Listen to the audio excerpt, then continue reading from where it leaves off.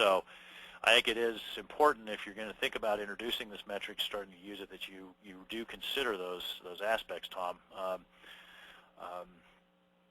I have not seen a whole lot of distortion with behavior with the clients that I've worked with on use of code coverage, but that was because we already had other metrics in place that told us a lot of interesting things, and so this was, we were able to keep the code coverage metric in context, but I could see how it could get out of hand, right? I mean, there was a discussion about code coverage metrics and the software test and performance online, I think, about good versus bad of code coverage and what code coverage told you, and there were some comments about whether code coverage was a good surrogate metric for confidence. And how much confidence should we have in the system?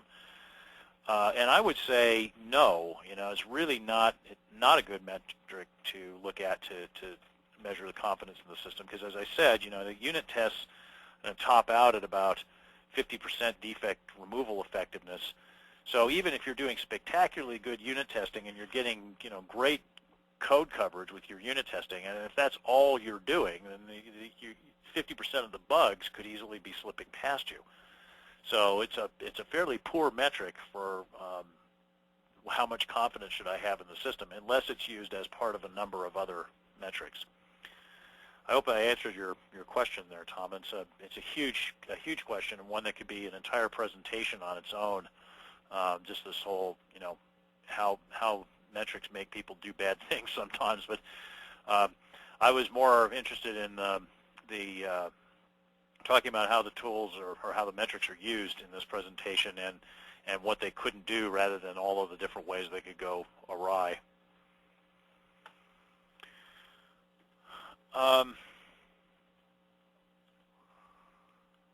Okay, question from Tim here. Another question from Tim.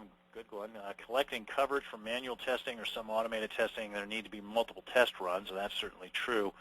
We've had some problems trying to combine coverage data from separate test runs. Any tips on this?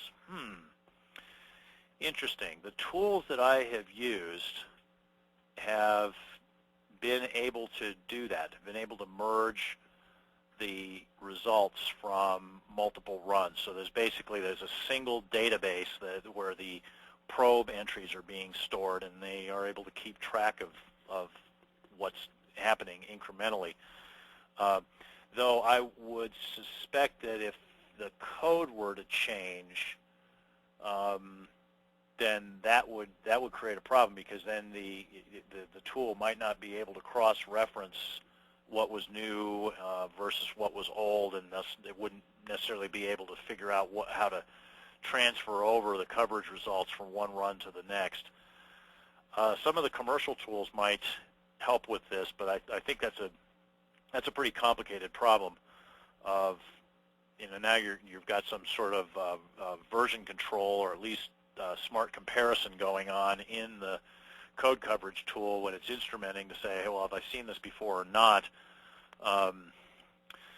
Yeah, so I would imagine that when you start talking about multiple runs against changing code, that then you get into some challenges with that.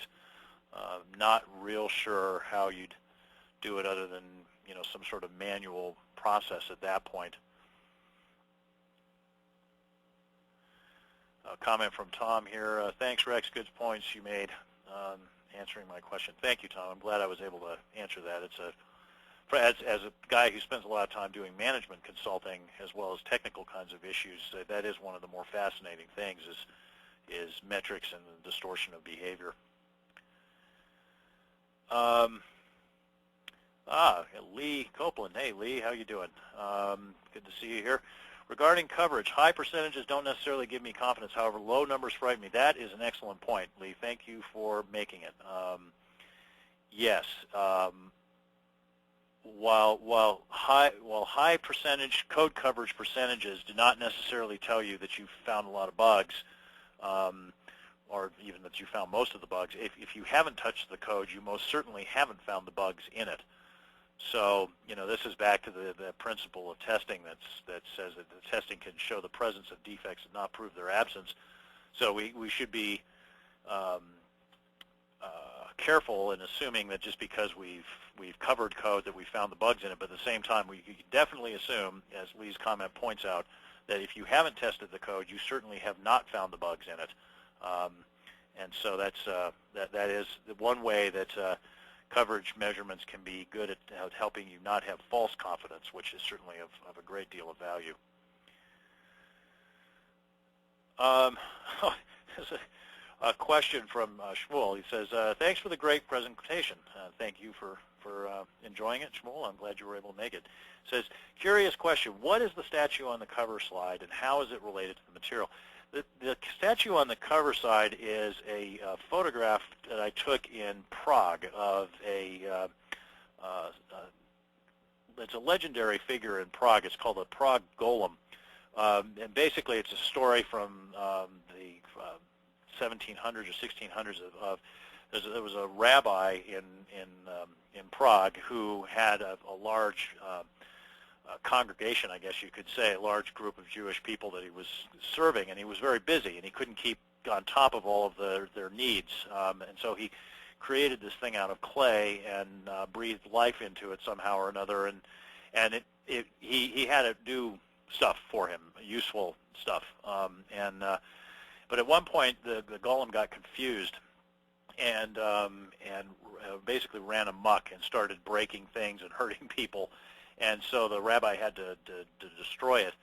And the relationship there with the presentation is, for one thing, this kind of gets to Tom's point about, could these run amok on us? Could these metrics run amok on us? Yes, they could.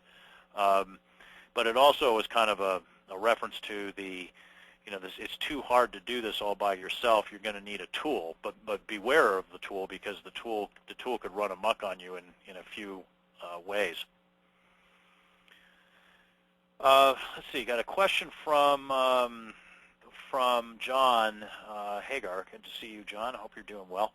Is it worth the effort to mix coverage of the code during black box testing? Well, yeah, I like to do that. I think that it is worth periodically, if you can run through all of your tests. For example, you've got automated tests, to produce an instrumented version of your code and then run your black box tests against it and check to see what level of coverage you're achieving, because this will tend to be a pretty low number, to be honest with you.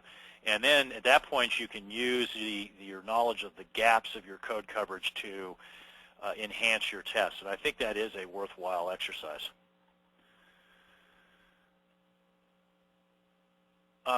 Let's see, one last comment here. I want to share one from Lee, which is a good comment. He said, I worked on a project once where we found very low coverage at the unit test level. When we informed the developers and their managers, they dealt with the problem like this. They quit giving us the code so we could measure the coverage.